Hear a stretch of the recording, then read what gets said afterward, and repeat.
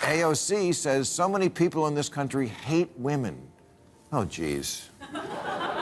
Even the guy at the party who pulls out a guitar is like, way to ruin the fun.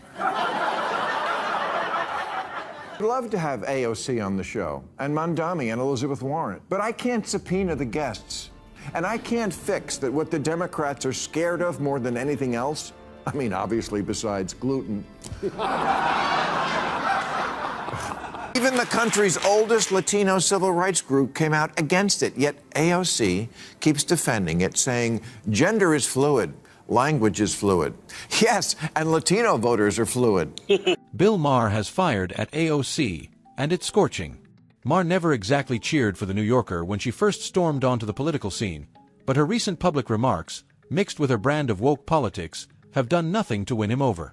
On a series of explosive segments on his program, Real Time with Bill Maher, the outspoken comedian has torn into AOC, and it's hot, fiery, and unmissable. So, hit the subscribe button if you haven't.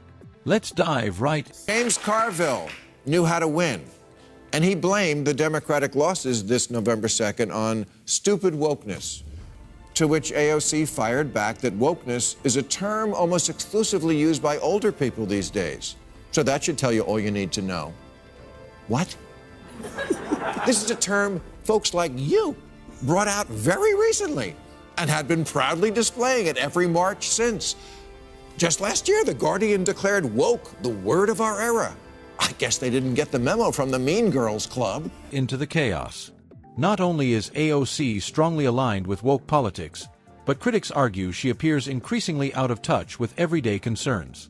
The Congresswoman from New York proudly championed the term woke, waving it like a badge of honor at rallies and protests across her home state, as if embracing the label was the pinnacle of virtue. But now the political winds have shifted, and it's clear that woke has become a term often associated with those whom critics say are disconnected from common concerns. Sensing the backlash, AOC appears to be quietly backtracking, trying to soften her image and distance herself from the very ideology she once flaunted. Yet Bill Maher, never one to let a public figure rewrite their narrative unchecked, isn't buying it. On his show, Real Time with Bill Maher, he calls her out unapologetically, holding her accountable for the contradictions and theatrics of her so-called woke politics. It's blunt, fiery, and unmissable. What a great strategy, never missing an opportunity to remind voters how lame and clueless and hopelessly uncool they are, especially since those are the ones who actually vote. But okay, fine. What word would you like us to use for the plainly insane excesses of the left that are not liberalism, but something completely different? Because you can't have that word liberal from us and think it should cover things like canceling Lincoln and teaching third graders they're oppressors. That's all your new thing. This is exactly why so many people gravitate toward Maher. He doesn't sugarcoat anything or hide behind careful wording. He says what others are too hesitant to say out loud. If AOC is suddenly distancing herself from the term woke, then it raises a bigger question. What exactly should we call the excesses tied to that ideology? For years, we've seen claims pushed into the mainstream that many find hard to accept. That men can simply identify as women, that children can make life-altering decisions without parental approval, and that biological males should compete in women's sports and access their spaces. These positions have become defining features of what people commonly label as woke culture. So, if AOC now wants to abandon that label, fine. But the ideas haven't disappeared. Maher's point is simple.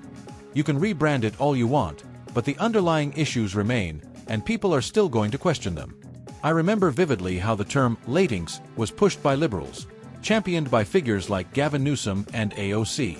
It was presented as progressive and inclusive, despite many within the Latino community expressing confusion and rejection from the start.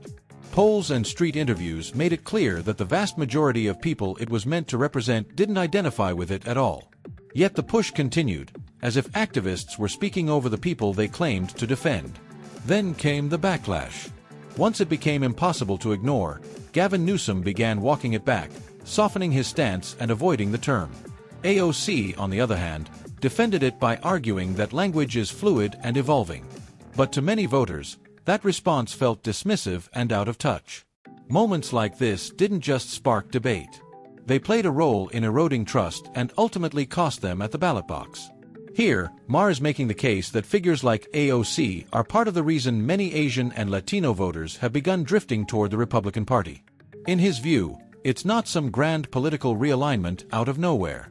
It's frustration. A growing number of voters in these communities feel talked down to, tired of what they see as empty. And more of them now than ever are identifying as Republican. So are Asian Americans, whose support for Democrats is down 16 points since the last election. A lot of that is because, in the name of achieving equity in schools, Democrats in deep blue cities have made it a mission to eliminate the advanced programs at which Asian kids excel. Asian parents said, okay, I wish all kids well, not a racist, but I need someone who acts like my lawyer. If you're a parent and wanted schools to reopen a lot sooner than they did after COVID shutdowns, or think maybe your kid is getting a bad education, partly because it's nearly impossible to fire a lousy teacher, yeah, you're going to say, congratulations, teachers, you got yourself a good lawyer. The Democratic Party's always got your back, 100%. But I've noticed my kid is kind of an idiot. Pandering and symbolic gestures that don't translate into real improvements in their daily lives. Instead of buzzwords and cultural posturing, they're prioritizing tangible issues. Strong schools for their children, a stable and growing economy, safer neighborhoods, and leaders who focus on practical outcomes. Maher's argument is that when politicians appear more invested in ideological trends than everyday concerns, they risk alienating the very people they claim to represent. And when that trust erodes, voters don't just complain. They start looking elsewhere for leadership that feels more grounded and genuinely aligned with their priorities. I'm not entirely sure what point Speaker Kevin McCarthy is trying to make here, but one thing seems clear. If figures like AOC and Bernie Sanders are handed the reins of the DNC, it could spell trouble come election time. Yes, they draw massive crowds and generate real energy. Their rallies are loud, passionate. On the horizon for 2028 in the Democratic primary. Right now? Yeah. Bernie and AOC? No. They got the biggest crowds. That doesn't matter. It won't sustain itself, but right now they have no leader. Okay? But this is the thing the Republican Party has to understand, too. Both parties lost in the last election. Trump won, okay? And I don't know if that's going to transfer. And filled with supporters who are fully bought in. But if recent elections have shown us anything, it's that crowd size doesn't automatically translate into votes.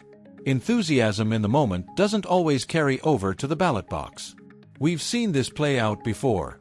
In 2024, big-name endorsements, celebrity appearances, and packed events created the illusion of overwhelming support. Yet when Election Day arrived, the results told a different story. The reality is simple. Winning elections requires more than excitement. It demands broad appeal, strategic messaging, and policies that resonate beyond the base. Without that, energy alone isn't enough. And that's a criticism often directed at Democrats.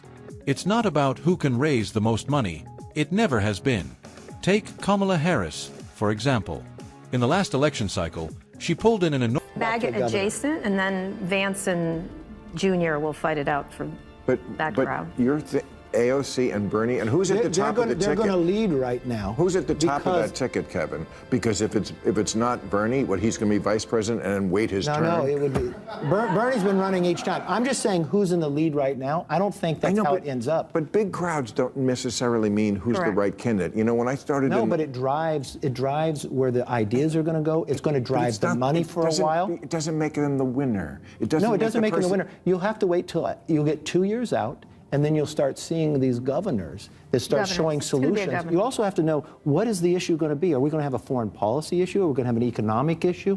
And who's been the best in leading in that? But right now, for the Democrats, who's going to lead for the next 2 years, the money is going to... AOC outraised everybody in the House. And it's all small dump. Enormous amount of campaign funding within just a few months of being confirmed as the Democratic Party's candidate.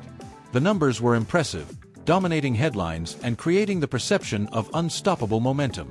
But when it came time to vote, that financial advantage didn't translate into success.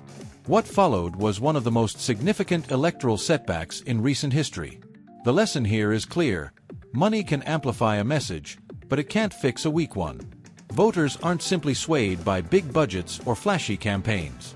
They're looking for authenticity, clarity, and policies that resonate with their everyday lives.